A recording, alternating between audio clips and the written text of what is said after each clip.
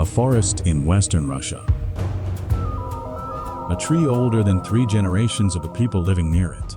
For 20 years, one man kept coming back to the same oak, not out of curiosity, out of something closer to obsession, because on its trunk, at chest height, something was growing. Not rot, not disease, a hard, round mass swelling from inside the bark. At first, it looked ordinary. Foresters see growths like this all the time, but this one didn't stop growing.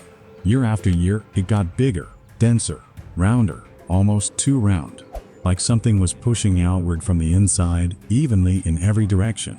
Then one summer, the man pressed his hand against it and felt something no oak tree should ever produce.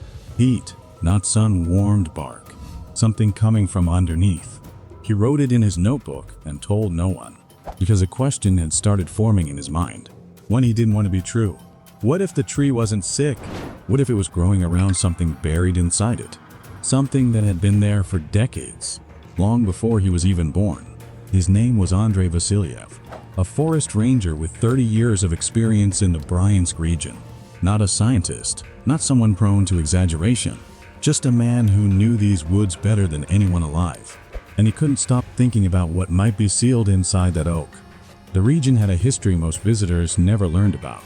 During the Second World War, this land saw brutal fighting, German fortifications, partisan units hiding in these same forests for years.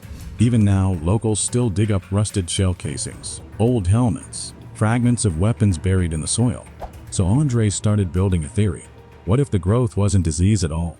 What if, decades ago, a piece of shrapnel tore into a young tree, and the oak simply grew around it? It wasn't far-fetched. Trees do this constantly. They absorb what's in their path.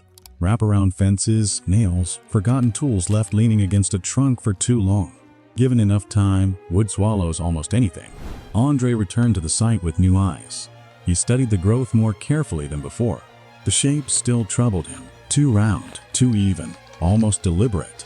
And the warmth was still there, faint, but unmistakable, every time he pressed his palm against it. Metal doesn't generate warmth on its own, not unless something else was happening underneath. That thought sat with him for weeks, until one afternoon, staring at the trunk, he noticed something he had somehow missed in all his years of visits. A faint seam in the bark, running not around the growth, but straight through it. A seam, thin, almost invisible unless the light hit it just right. Andrei leaned closer, running his fingers along the edge. It wasn't bark splitting from growth. It was a straight line, too clean, too deliberate to be natural. For a moment, he considered ignoring it, chalking it up to age, weather, another quirk of an old tree. But 30 years in these forests had taught him one thing: nature rarely draws straight lines. He didn't have the tools to go further that day. No saw, no proper equipment, just a pocket knife and years of built-up caution. So he did something he'd never done before in 2 decades of visits. He called someone, not the university professor this time, a former colleague who now worked with a regional heritage and battlefield recovery group. Men who specialized in locating wartime remnants still buried across the Bryansk countryside. The man listened to Andrei's description over the phone and went quiet for a long moment. Then he asked a question that caught Andrei off guard. How tall off the ground did you say it was? Andrei told him, roughly 1.5 meters. Another silence, because that height meant something specific, not random shrapnel scattered by an explosion. Something placed deliberately at a height a man could reach standing upright.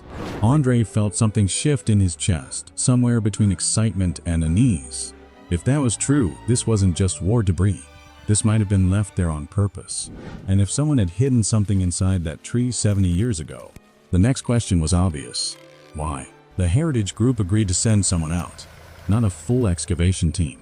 Just one specialist, a man named Victor, experienced in handling old wartime finds without damaging them.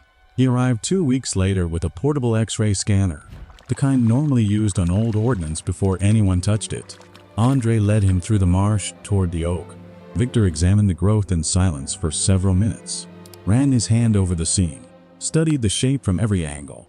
Then he set up the scanner. The image that appeared on the small screen made him go still.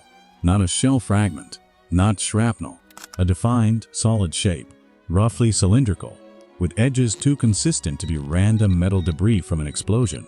Victor stared at the screen for a long time before speaking. This wasn't an accident, he said. Someone placed this here. Andrei felt his stomach tighten. 20 years of visits, 20 years of notebook entries, and now, finally, an answer forming. But an answer that raised far more questions than it solved. Because objects hidden deliberately in trees during the war usually meant one thing. Someone was hiding something from the enemy, or from someone else entirely. Documents, valuables, sometimes worse. Victor didn't want to guess out loud, not yet. Instead, he did something that unsettled Andrei even more than the scan itself. He asked if anyone else knew about this tree. Andrei said no, just him. Victor nodded slowly, then said quietly that it was probably better if it stayed that way, at least for now, because whatever was inside that oak had been waiting 70 years for someone to find it, and it wasn't ready to come out easily. For weeks, nothing moved forward. Victor explained the process carefully. Removing something embedded inside a living, protected tree wasn't simple. Permits were needed. Forestry officials had to sign off, and the oak itself, given its age, fell under regional protections that made cutting into it complicated. Andrei grew restless. Every visit to the tree felt different now, heavier, like he was standing next to something that had been patiently waiting decades for exactly this moment. Finally, permission came through, along with a small team. Victor, a forestry official, and a specialist trained in careful extraction of embedded objects without harming surrounding tissue.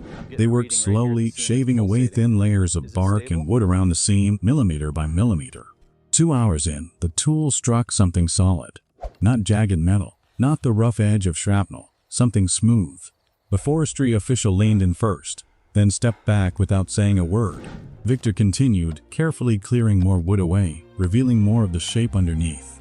A metal container, sealed, rectangular, roughly the size of a large book. Rust had crept across parts of the surface, but the seams were still tightly closed. Whatever was inside it stayed dry. Andrei stared at it, unable to speak. 20 years of notebook entries. 20 years of pressing his palm against warm bark. 20 years leading to this single object pulled from inside a 150-year-old oak. Victor turned the container slightly under the light, checking for markings. Then he stopped. There was something stamped into the metal. Letters, faint but legible. And what they spelled made everyone standing there go completely silent. The letters spelled a name, not a soldier's name. A unit designation followed by 3 initials, stamped into the metal the way official military property once was marked. Victor recognized the format immediately.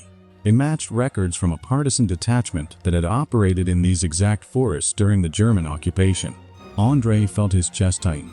This wasn't random wartime debris after all. Someone from that unit had hidden this deliberately in a tree they clearly expected to survive. They carefully forced the container open. Inside, wrapped in oil-treated cloth long since brittle with age, were documents. Handwritten pages, a small notebook, and several photographs, faded but intact. Victor examined the notebook first, his expression shifting from curiosity to something closer to disbelief. It was a partisan's personal record. Names, dates, locations of hidden supply routes used during the occupation. Information that, 70 years ago, could have gotten dozens of people killed if it fell into the wrong hands. Whoever hid it chose that oak deliberately, a landmark difficult to find, unlikely to be cut down, patient enough to keep a secret for generations. The documents were later handed to regional historians, who confirmed their authenticity, filling in gaps in local wartime records that had never been fully understood. As for Andrei, he still visits the oak. The tree remains standing, quietly closing back over the space where its secret once sat. Sometimes the most important discoveries aren't found underground or in archives. They're found in the things patient enough to wait for us. If stories like this pull you in, there's more waiting to be uncovered. Subscribe and don't miss what comes next.